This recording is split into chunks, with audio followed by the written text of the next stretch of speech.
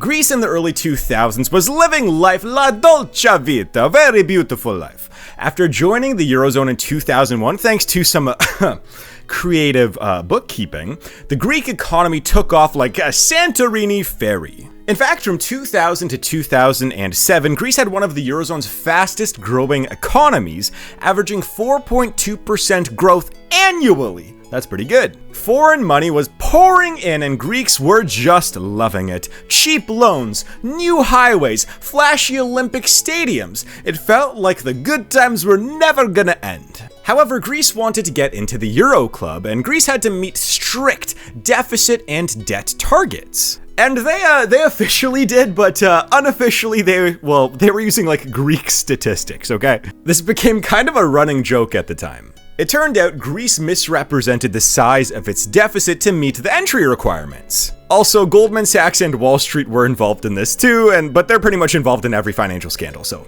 kind of expected. Now, in 2004, the government finally admitted it had understated its budget figures to adapt the euro. And this wasn't just like a one-time thing, they did this 11 times. You know, fool me once, shame on you. Fool me 11 times, well, I'll take the blame for that. Now, once they did join the Eurozone, they gained low interest rates nearly on par with Germany. They were feeling great, so the government started borrowing a bunch of money. And for the most part of the 2000s, Athens could sell bonds at almost as if they were Germany, as if they were Berlin. The idea was that growth would eventually take care of the annual deficits. And this was partially true. I mean, the GDP of the country was rising. Flush with EU funds and credit, Greece splurged on infrastructure, airports, highways, and a huge 2004 Olympic Games extravaganza in Athens. Now, hosting the games wasn't just a matter of national pride, it wasn't just for fun, it was an excuse to open the treasury floodgates. You see, the games cost over 9 billion euro for a country with just 11 million people. That was kind of insane. And by 2004, public borrowing had pushed the deficit to 6.1% of GDP and the debt to 110.6% of GDP, far above the Eurozone limits, which is kind of also really funny looking back on that. 110% of debt to GDP was like, you're gonna get out of the Eurozone levels, and now virtually every single country in Europe is doing that. But anyways, part of this time, the Greek economy was built on overspending on everything. Government's payroll swelled, pensions were generous, and tax evasion was practically a national sport at the time. An editorial in the Greek paper noted that after the fall of the junta in 1974, successive governments left and right ran large deficits to finance military expenses, public sector jobs, pensions, and social benefits. By 2008, Greece was the EU's biggest military spender relative to its GDP. It was double the European average, by the way.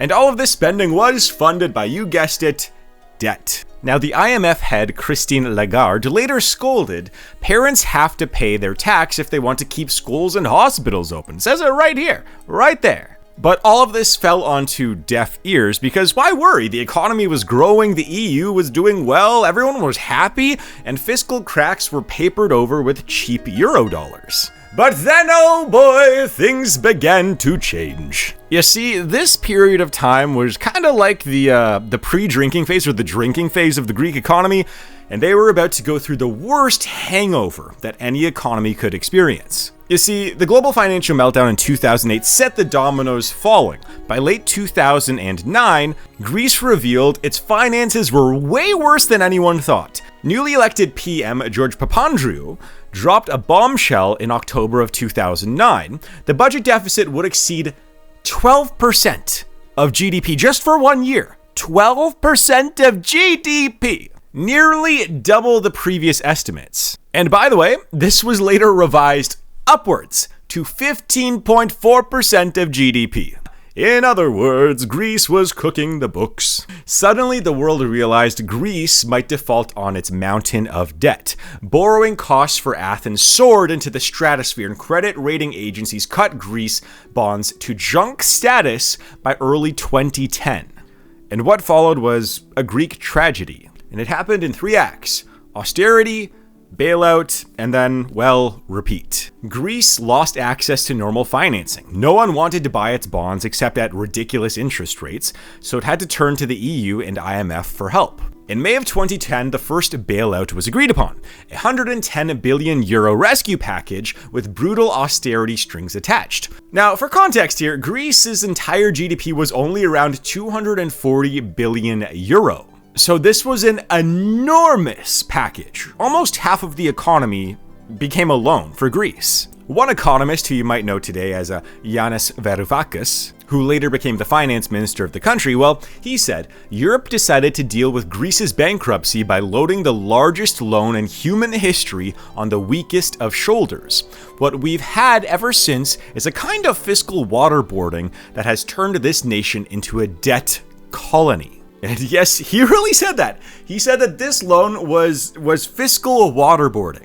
Now, the austerity measures that followed, the things that Greece had to cut, they were pretty much draconian for the time, for Greece especially. Slashing public sector salaries, slashing pensions, hiking taxes, cutting services. They were putting the entire country on just like a big diet. A big financial diet. And they didn't have Ozempic at the time, they had to lose it the hard way. Now, the effects of all this were just catastrophic. The Greek economy shrank by 26% from 2008 to 2014, basically the Great Depression of the 21st century for this country. GDP fell from €242 billion in 2008 to €179 billion in 2014, and by 2016, Greeks were on average 24% poorer per capita than they were in 2007. Now, to add on to this, as businesses shuttered and the government stopped hiring, unemployment exploded in this country. It jumped from 7.5% in 2008 to nearly 20% by 2011. Now, I know what you're thinking if you're living in Toronto that I mentioned a bunch.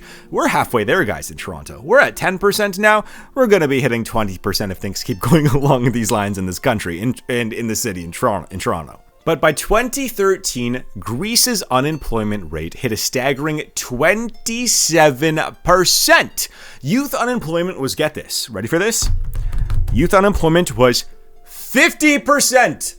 50% in this country, in Greece, at the time. So think about that. 1 out of every 2 young people that wanted a job couldn't find one.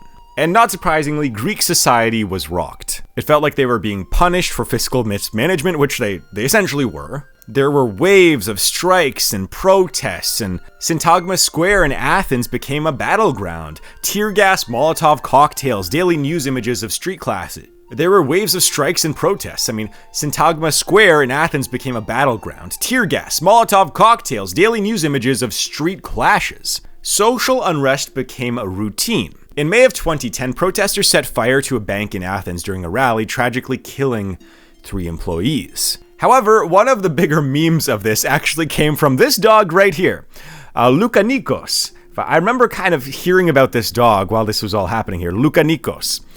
He was known as the riot dog at the time. He was photographed in the front lines of almost every major demonstration, earning him Time Magazine's Person of the Year honors in 2011.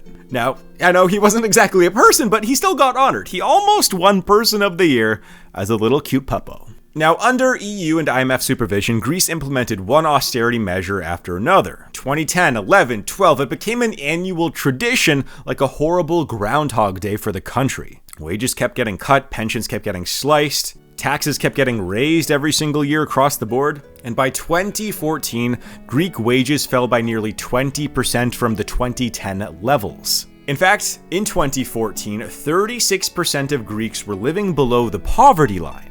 And people forget about this. Just about a decade ago, Greece was an impoverished nation. And what also was happening at the time were leaders from all around the world, especially the IMF chief, said this: as far as Athens is concerned, I also think about all those people who are trying to escape tax all the time. They should also help themselves by paying their tax. It's payback time. Now, in the ongoing years, in the ensuing years, they kept getting more bailouts and more debt. They got a €130 billion bailout in 2012, and by 2015, their total bill, they owed the IMF €290 billion, and their debt to GDP climbed to a mere 180%. And keep in mind, this was pre-pandemic. However, there was hope on the horizon. It was this man right here, Alexis Tsipras. Coincidentally, I thought that this man had the same last name as part of my family, So I thought I was related to him, but I am not. So he was elected to be the Prime Minister of Greece, and he ran on anti-austerity measures, pretty much giving the EU a big middle finger. He had fiery rhetoric, he didn't wear a tie, he was going to tear up bailout agreements. For a brief moment, there was a little bit of hope in Greece that maybe the bad times were finally over. And in fact, in 2015, Greeks voted on a referendum and they voted no on having any more austerity measures. They didn't want any more debts or bailouts or anything like that. No more, they couldn't take it. And could you blame them? A third of the country was still in poverty. And keep in mind, during this time, after they voted no, this was actually called Grexit, where people thought that Greece was going to leave the EU. Banks were shut during this time, ATM withdrawals were capped, people could only take out €60 per day if they were lucky to find any cash at their bank, and the country was on the brink of collapse. However, because of this man right here, Alexis Tsipras, was forced to do something that the people hated, and that was take on another bailout. And this one was even harsher, and it happened in August of 2015. But it was necessary to keep Greece in the Eurozone. And by the end of 2015, Greece had hit rock bottom. The economy had contracted a ton, unemployment was still at 25%, public debt was well over 180%, and there was just nightly news about the Troika, which is the EU, the ECB, the IMF, combined with unemployment, pay cuts, lost savings, all this was just in the news every single day. However, after 2015, finally, after a few economic reforms, some innovations, some technological reforms, some tax reforms, and after years of fiscal responsibility, things began to change. Greece finally exited its long recession in 2017/2018, depending on what metric you use. And in 2018, it finally escaped its bailout program, meaning that it once again had financial independence. In fact, in 2017, Greece recorded its first overall budget surplus in, well, recent memory. 0.8% of GDP in form of a surplus, which was pretty good. And slowly, unemployment began dropping little by little, wages slowly started rising a tiny bit around this time, but then 2020 happened. Now, every country around the world in 2020 experienced some form of economic collapse. However, this guy right here became prime minister, and his name is Kyriakos Mitsotakis. And along with some of his party's policies and just the general hard work of the Greek people, a lot of things began to happen. You see, post-COVID, you would have expected Greece to pile on a ton of debt, and they did a little bit. Most countries did. However, they are one of the few countries in the world right now that has been consistently paying down its debt to the point where they actually had a giant budget surplus recently. I shouldn't say a giant budget surplus, but a good budget surplus. And they gave most of that money back to the poorest of the Greek people. They've been announcing recently that they're paying down all of their debts much faster than expected. They've had their credit ratings getting upgraded pretty much every single month, it seems like, from one of the major agencies, to the point now where they're finally considered a stable credit country, which is pretty amazing considering that this country was essentially bankrupt, or the do not touch with credit at all country, just 10 years ago. In fact, there is this joke that I saw somewhere that Greece is no longer the EU's problem child. It's more like the honor student who used to be a rebel. Greece in the last 10 years went from a very anti-EU sentiment to now a very pro-EU and pro-responsibility narrative within the country. In fact, Greece's economy has done so well post-COVID that in 2022, it was ranked as the #1 economic performer by The Economist, and then it happened again in 2023, being ranked as the #1 economy out of the 35 countries. In fact, the Athens Stock Exchange has been pretty much soaring for the last 5 years or so. In 2023, it was up 39%. It's been one of the best performers in Europe and the world this year, and things are just looking generally up for the country. And so, after seeing all of this news, people like myself with some Greek ancestry, as well as many young, educated Greeks from all over the world that left during the Greek financial crisis between 2010 and 2015, well, we are all thinking of potentially moving to Greece. You see, for the first time in decades, Greece no longer has a brain drain, actually. More Greeks are now moving back to Greece than are leaving the country. And this is just rare for most countries right now, let alone one that was in essentially a Great Depression 10 years ago.